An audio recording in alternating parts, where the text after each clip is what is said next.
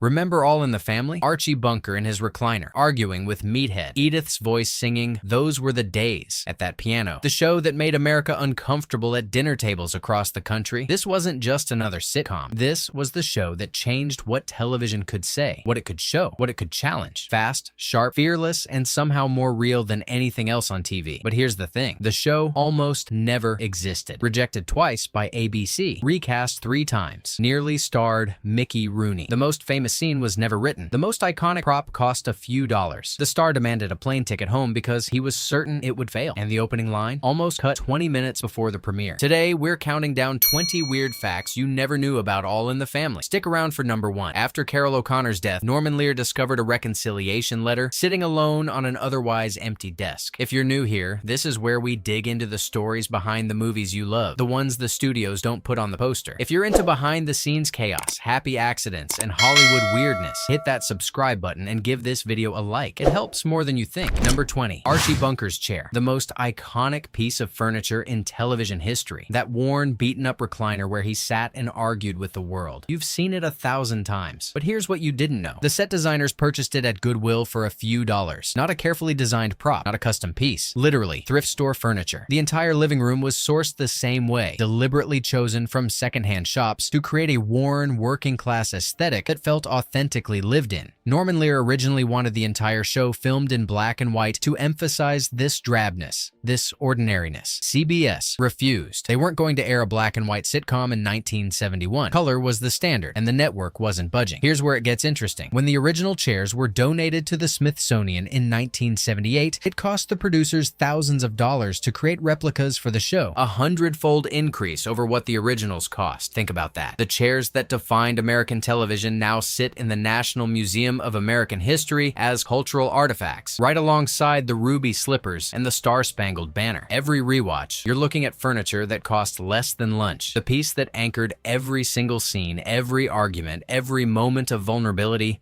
came from a thrift store bargain bin. But the chair wasn't the only thing created from budget limitations. Number 19, that iconic opening sequence. Carroll O'Connor and Gene Stapleton sitting at an upright piano singing, "Those Were the Days." It's the image you remember before the show even starts. Nostalgic, warm, perfect. Turns out it wasn't an artistic choice, it was a cost-cutting measure. After spending the entire budget on 3 separate pilots, there was literally no money left for an elaborate opening credits sequence. No montage, no production design, no animation, nothing. Norman Lear was broke. The production account was empty, so he turned the limitation into the show's most recognizable element. 2 characters at a piano, singing a nostalgic song that perfectly encapsulated Archie's worldview, longing for a past that probably never existed. The same basic script was used for all 3 pilots and became the premiere episode, Meet the Bunkers. Lear simply kept refining the cast around it until the chemistry worked. The opening stayed because it worked, because it was cheap, and because it became inseparable from what the show was about. It felt authentic in a way no slick production sequence ever could have. Every rewatch, that lo-fi opening, that homemade feeling exists because they were completely out of money. Sometimes creative poverty produces creative genius. The constraints forced Lear to find something simple and true. And speaking of the cast, the show almost had a very different Meathead. Number 18, Harrison Ford. Yes, that Harrison Ford was offered the role of Mike Stivic, Meathead, the liberal son-in-law who goes toe-to-toe with Archie every single episode. Ford turned it down flat. Not because of scheduling, not because of money, because he objected to Archie Bunker's bigotry. According to Gary Jenkins' 1996 biography, Harrison Ford, Imperfect Hero, Ford's friend Doug Rowe explained it clearly. He had an extremely strong conscience. He didn't want to do it because of the way the lead characters spoke in that bigoted way. Ford saw the character as someone who enabled Archie's worldview, even while arguing against it. Even after the show became the #1 series in America, even after it won Emmys and changed television forever, Harrison Ford had no regrets. He stood by the decision. Richard Dreyfuss also actively pursued the part and was passed over. Rob Reiner eventually landed the role, and the rest is history. But every rewatch, think about that alternate reality. Meathead could have been Han Solo. The entire dynamic would have been unrecognizable. Ford's intensity, his edge, would have have changed the character completely. Ford's moral objection kept him out of one of the most important shows in television history. It's a fascinating road not taken, but Reiner's casting wasn't guaranteed either. Number 17. Penny Marshall made it to the final four for the role of Gloria Bunker, Archie and Edith's daughter, the role that eventually went to Sally Struthers. Here's the twist. Penny Marshall was dating Rob Reiner at the time. They were a couple. If she'd been cast as Gloria and Reiner as Mike, they would have been playing a married couple on screen while actually being a couple off-screen. Norman Lear chose Sally Struthers instead. The decision came down to physical resemblance and screen chemistry. When Struthers later asked Lear why he picked her over Marshall, his answer stung. He said she had blue eyes and a fat face like Carroll O'Connor, making them a more convincing father-daughter pair. Brutal honesty, the kind of casting logic that would never be said aloud today. Marshall later said being cast would have killed our marriage. She was probably right. Working together, playing romantic partners, spending that much time in character together would have destroyed the relationship. But here's the irony that makes the whole thing darker. Marshall attended tapings regularly throughout the series, watching her boyfriend act opposite the woman who got the role she wanted, and she suspected incorrectly that Reiner and Struthers were having an affair. This created persistent off-screen tension that lasted for years. Every rewatch, Gloria almost caused real relationship drama before the show even started. The casting choice saved a relationship while creating years of awkward encounters. And Reiner's path to the role was anything but smooth. Number 16. Rob Reiner auditioned for All in the Family and was rejected, so he auditioned again. Rejected again. Then he auditioned a third time. And finally, they cast him. 3 separate attempts, 3 separate rejections before someone said yes. He read for the first pilot in 1968 and was passed over for Tim McIntyre, who played an Irish-American liberal named Richard, not Mike. Different character, different energy. The role was conceived differently in that early version. He was rejected again for the second pilot, where former Oakland Raiders linebacker Chip Oliver took over the role. A professional football player. That's how far from Reiner they were willing to go. They were trying every possible interpretation of the character. He only won the part on his third attempt for the CBS version that actually made it to air. And even then, even after all that persistence, Rob Reiner didn't think the show would last more than 13 weeks. He expected cancellation. Everyone did. The show was too controversial, too raw, too risky. CBS was nervous. The affiliates were terrified. Network executives were already planning exit strategies in case the backlash destroyed them. Every rewatch, Meathead exists because Rob Reiner refused to give up after 2 rejections. Persistence won. Most actors would have moved on after the first rejection, let alone the second. Reiner kept coming back. But the biggest casting what if involves Archie himself. Number 15. When Norman Lear offered Mickey Rooney the role of Archie Bunker, Rooney's response was immediate and blunt. Norm, they are going to kill you. They are going to shoot you dead in the streets. He wasn't joking. He was genuinely warning Lear that playing a bigoted character on national television would get him murdered. Rooney considered Archie Bunker un-American, a character who shouldn't exist, a role no one should play. He saw it as dangerous, irresponsible, and politically toxic. CBS had actually wanted to buy the British rights to Till Death Us Do Part and retool the entire show specifically for Jackie Gleason, the Honeymooners guy, Ralph Cramden as Archie Bunker. Lear secured the rights first and blocked them. The network was furious, but Lear owned the material. Jack Warden was considered. Tom Bosley was considered. Both turned it down or didn't fit. Eventually, Carroll O'Connor was recruited from Rome, where he was living as an expatriate character actor, doing small parts in European films, essentially retired from Hollywood. He wasn't looking for work. Lear had to convince him to come back. Every rewatch, you're watching a role that Mickey Rooney thought would get the creator killed. Archie Bunker could have been Mickey Rooney. Imagine that alternate universe. The entire tone, the entire performance, unrecognizable. Rooney's manic energy versus O'Connor's grounded everyman quality. 2 completely different shows. But O'Connor himself didn't believe in the show either. Number 14. Carroll O'Connor was so certain All in the Family would fail that he demanded Norman Lear buy him a return airplane ticket to Rome as a condition of accepting the role. Not as a joke, as an actual contractual requirement. He wanted an escape plan built into his deal because he expected the show to bomb, get canceled, and leave him stranded in America with no job and no way home. He'd seen too many failed pilots. He knew the odds. According to Donna McCrowan's book, Archie and Edith, Mike and Gloria, O'Connor also tried to rewrite the entire first pilot script. He thought the dialogue was wrong. The character was wrong. Everything was wrong. Lear had to insist firmly that O'Connor perform what was already written. Stop rewriting. Just act. Trust the material. O'Connor resisted, arguing, pushing back at every rehearsal. Lear held firm. O'Connor later called playing Archie the hardest work I've ever done as an actor. Not the most rewarding, the hardest. The most emotionally and intellectually demanding role of his career. Every rewatch, you're watching a performance from a man who was preparing for failure from day one. A man who demanded a plane ticket home because he didn't believe the show would last. The insecurity fueled the performance in ways no one could have predicted.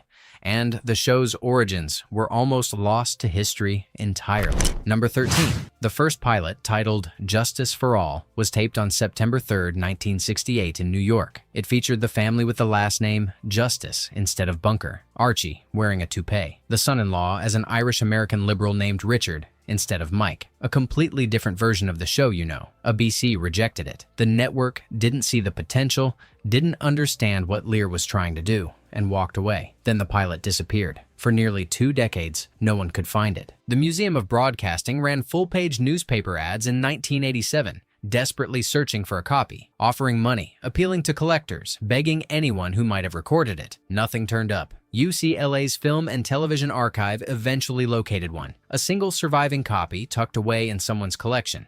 It wasn't released publicly until the 2009 DVD set The Norman Lear Collection. Almost no one saw it for over 40 years. ABC rejected the pilot partly because they had just been burned by Turn On, a sketch comedy show so controversial it was pulled after a single episode. One episode. The network affiliates revolted. ABC was terrified of controversial content, and All in the Family was nothing but controversial content. They wanted safe programming. Lear was offering dynamite. Every rewatch, you're seeing a version of the show that almost stayed buried forever. A relic of television history that nearly vanished completely, but one performer's voice was completely constructed. Number 12. That voice. Edith Bunker's high, warbling nasal voice. The "Oh, Archie" that became a cultural catchphrase. That voice bore zero resemblance to Gene Stapleton's actual speaking voice. Stapleton was a trained mezzo-soprano who had debuted at the Baltimore Opera Company, a classically trained singer with a rich, controlled voice. She could have played opera. She had the range, the technique, the discipline. Instead, she created Edith. She dismissed method acting as bunco, nonsense. She didn't believe in becoming the character emotionally. She constructed Edith entirely from the outside in. She explained it clearly. I became involved in the character and project the image I've summed up in my mind. That dictates Edith's vocal quality, appearance, walk, expressions, everything. She watched only one episode of the British original before developing the character. One episode. Then she built Edith from scratch. The frumpy wardrobe came from thrift shops just like the furniture. Everything was deliberate, calculated, chosen. When Stapleton left after season 9, fearing permanent typecasting, Norman Lear agreed to let Carroll O'Connor continue the show alone only if CBS made a donation in Edith Bunker's name to the National Organization for Women in support of the Equal Rights Amendment. A feminist tribute to a character who seemed old-fashioned. Every rewatch, Edith's entire persona was a performance choice, not a person. Stapleton constructed her piece by piece like an architect designing a building, and the show nearly lost its most important line before anyone saw it. Number 11. In the pilot episode, Archie comes home from church and realizes Mike and Gloria have been having sex upstairs. His reaction? 11:10 on a Sunday morning. That line. That's the line that sets the entire tone of the show. Sex is happening in this house. On a Sunday. After church, Archie is scandalized, and we're off to the races. CBS demanded the line be cut because it made the sexual activity too explicit. They wanted it gone, completely removed. Network standards and practices insisted it cross the line. With the East Coast broadcast just minutes away, Norman Lear was on the phone with the network, threatening to walk off the series entirely. He later wrote, "It was a little battle, but I knew that I just simply had to win that, or I would lose from then on." This wasn't about one line. This was about who controlled the show. If he gave in now, he'd be giving in forever. Every script would become a negotiation. Every joke would be sanitized. The network blinked. They left the line in. Lear's victory 20 minutes before airtime established a precedent that shaped every censorship fight for the next 9 years. He'd proven he was willing to walk. The network knew he meant it. Every rewatch, that line exists because Norman Lear refused to back down with the clock ticking. The show could have premiered without it, neutered from the first moment, and the show's most famous scene was never planned at all. All right, we're at the halfway mark and things are about to get even wilder. Before we hit the top 10, what's your favorite all-in-the-family quote or moment? Drop it in the comments. And if you're enjoying this, smash that like button and subscribe if you haven't already. Number 10, Season 4, the episode Gloria Sings the Blues, which aired March 2nd, 1974. Rob Reiner is sitting on the couch, putting on his socks and shoes. Carroll O'Connor walks into the room, watches him for a moment, and objects to his method. You don't put a sock and a shoe in a sock and a shoe. You put a sock and a sock and a shoe and a shoe. The entire argument, the entire back and forth about the correct order of putting on footwear was completely ad-libbed. Not in the script, not planned, not written by anyone. O'Connor just reacted and Reiner defended his method and the cameras kept rolling. Reiner later said, "Most people come up to me after over 200 shows. They'll say the scene I remember most is when you and Archie discussed how you put socks and shoes on. 200 episodes, iconic moments, cultural landmarks, groundbreaking social commentary, and the one people remember is an improvised argument about socks. No writer received credit because no writer wrote it. It just happened." O'Connor saw Reiner doing something, reacted in character, and the scene became legend. It's absurd, relatable, perfectly observed domestic comedy. Every rewatch, arguably the show's most famous scene, happened by accident. Two actors so deep in their characters they could improvise entire sequences that became television history. The scene works because it's so specific, so petty, so perfectly human. And O'Connor's contributions went far beyond that moment. Number 9,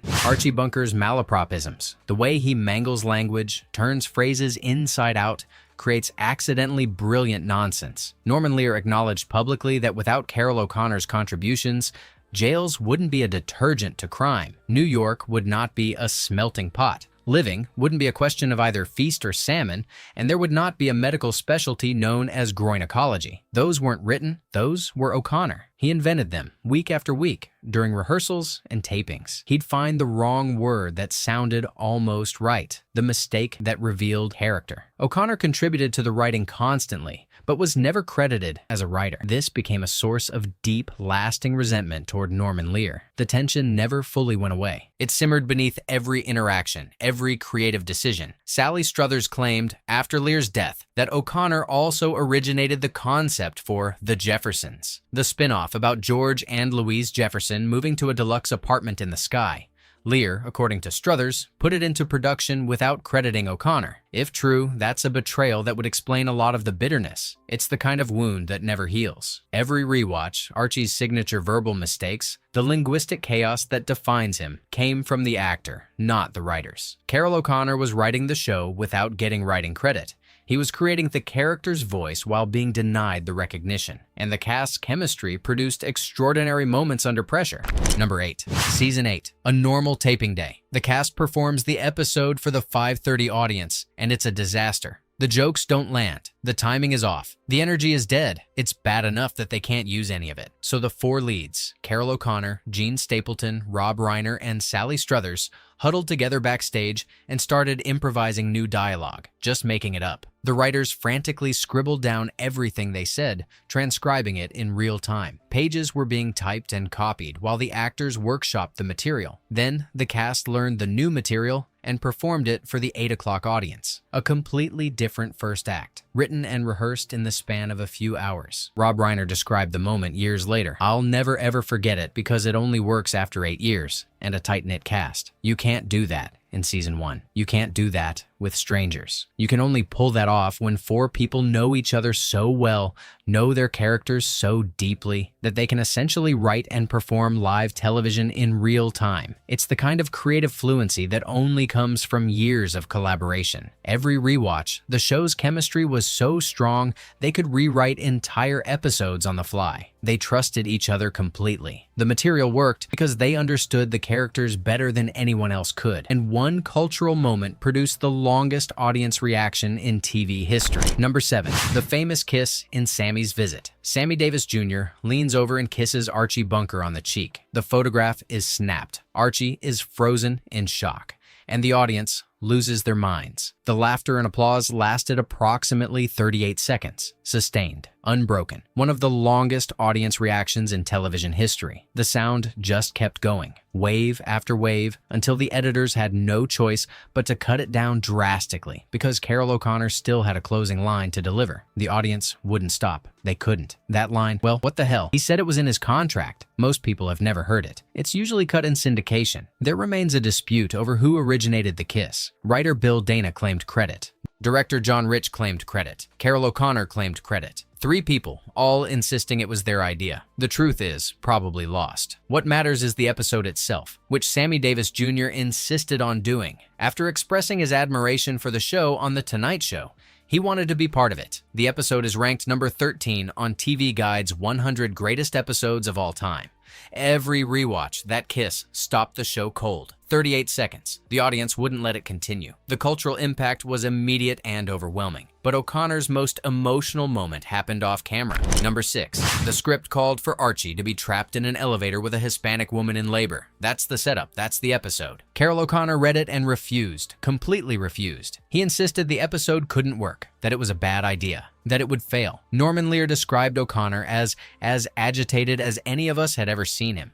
Not just resistant, genuinely upset. He fell to pieces during the argument. He broke down and cried. The pressure, the fear of failure, the vulnerability the script required, it all overwhelmed him. Director John Rich finally convinced him to proceed. Just try it. See what happens. Trust the material. Trust yourself. The episode was filmed. It was taped in front of a live audience, and it produced one of the strongest audience reactions in the entire run of the show. People cheered. Some cried. The response was overwhelming. The episode won an Emmy Award. Lear wrote about it later. When the episode was taped the following Tuesday, we got a phenomenal reaction. The audience cheered. Some cried. O'Connor's fear had been completely unfounded. The vulnerability he resisted was exactly what made it work. Every rewatch, Carroll O'Connor fought against the episode that won him an Emmy. The one he wept over became one of his finest performances. Sometimes, actors can't see what audiences will respond to, and one controversial storyline was originally meant for a different show entirely.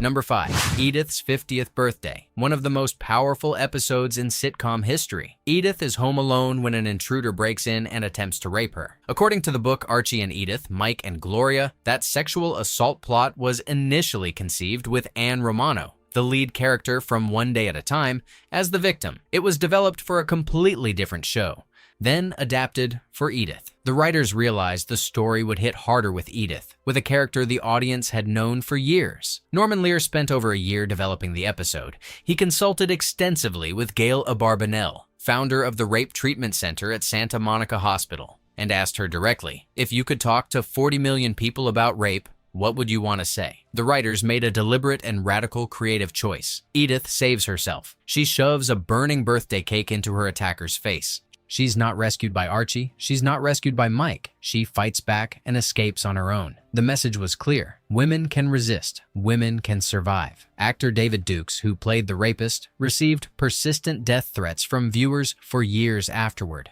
People couldn't separate the actor from the role. Norman Lear called the audience's response the loudest in the show's entire 9-season run. Every rewatch, that episode was repurposed from a different series. The creative decision to move it to All in the Family made it iconic, and the show drew attention from the highest office in the land. Number 4. President Richard Nixon was channel surfing, looking for a baseball game. Instead, he stumbled onto All in the Family. Specifically, Judging Books by Covers, Season 1, Episode 5, one of the first positive portrayals of a gay character on a network sitcom. Nixon watched it, and on his secretly recorded White House tapes, the ones that would eventually bring down his presidency, Nixon was so incensed by the pro-gay stance that he demanded the show be removed from CBS entirely. He called advisors. He raged about it. He wanted action. He believed it would further the gay agenda. His domestic policy chief, John Ehrlichman, noted that Socrates never had the influence that television had. Think about that. The President of the United States, accidentally watching a sitcom, was so upset by its message that he tried to censor it. He wanted it off the air. CBS ignored him. The network had more courage than the White House expected. They stood their ground. Nixon was furious, but powerless. The show stayed. Every rewatch, You're watching a show a sitting president tried to censor, a show that made the most powerful man in the world so angry he secretly recorded himself ranting about it. The cultural impact was undeniable. The political stakes were real. And when the spin-off Maude tackled abortion, the consequences were even more severe. Number 3. When CBS decided to rerun the Maude abortion episodes, the two-part story where Maude decides to terminate her pregnancy, every single corporate sponsor pulled their advertising. Not some, all of them. Pepsi, General Mills, J.B. Williams, Lipton Tea, gone. 38 of CBS's nearly 200 affiliates refused to air the reruns at all. 5 more pushed the broadcast past 11 p.m., burying it in the late-night schedule where fewer people would see it. The network was under siege. CBS aired the episodes without any sponsorship. No commercials, no revenue. Norman Lear received photographs of dead fetuses in the mail, hate mail, death threats. Someone physically lay down in front of CBS chairman William Paley's car in New York, blocking his path. The same thing happened to Lear in Los Angeles. Despite the boycotts, despite the affiliates dropping out, an estimated 65 million viewers watched all or part of the episodes. The controversy drove viewership. Here's the context that makes it even more complicated. These episodes had originally aired 2 months before Roe v. Wade, when abortion was already legal in New York. This wasn't hypothetical. It was already happening. The backlash was about visibility, not legality. Every rewatch, those episodes cost the network every single sponsor. The financial risk was enormous. And the show's biggest crisis nearly killed Archie Bunker, literally. Number 2, Carroll O'Connor walked off All in the Family in 1974. Just left. He demanded $64,000 in back pay and 12 weeks of vacation per season. The producers refused, so he stopped showing up. Norman Lear responded by filming episodes without him and introducing a new character, Stretch Cunningham, played by James Cromwell, a potential replacement, a plan B if O'Connor never came back. The network was panicking, but Lear was preparing for every scenario. The producers sent O'Connor a message. If he stayed away, they would write a script where Edith discovers that Archie has been murdered. Not written out, not moved away. Murdered. Dead. Gone forever. The threat worked. O'Connor saw they were serious. He returned with a raise, but then he demanded that Cromwell's character be removed from the show because Stretch was getting too many laughs. O'Connor saw him as competition. He wanted him gone. Cromwell was eventually killed off in a car accident 2 seasons later. The character never had a chance. Every rewatch, Archie Bunker almost died because his actor walked off the set. The show was willing to kill its main character rather than give in to contract demands. The tension was real. The stakes were real. Lear wasn't bluffing. O'Connor knew it. But the most revealing detail came after O'Connor's death. Number 1. Norman Lear and Carroll O'Connor clashed for nearly a decade. O'Connor sat down, worried and unhappy at every single script reading. He wanted writing credit he never received. He sued unsuccessfully for profits from the Jeffersons. He once told an interviewer that Lear's tack seems always to be to question my sincerity. The tension was constant. The resentment was mutual. Lear described their relationship as very stressful, but it was joyful stress because it always turned out to be great. He wrote that O'Connor seemed to pass through a membrane each week during rehearsal. On one side, the educated liberal actor. On the other side, Archie Bunker. The transformation was complete. 4 years before O'Connor died of a heart attack in 2001, Norman Lear wrote him a letter. He blessed him for what he meant for Archie and apologized for their disagreements. He sent it and didn't know if O'Connor ever read it. When Lear visited O'Connor's office after his death, he found the letter sitting on O'Connor's desk. It was the only thing there. The desk was otherwise completely clear. It had been that way for some time, Lear was told. Every rewatch, the show's central relationship wasn't just Archie and Edith. It was the writer and the actor who fought over every line, resented each other, needed each other, and never fully reconciled until one of them was gone. All in the Family was forged through resistance at every level. Networks rejected it, actors refused it, censors fought it. Its own star tried to rewrite it, walked off it, and wept over it. Yet the show succeeded precisely because of that friction.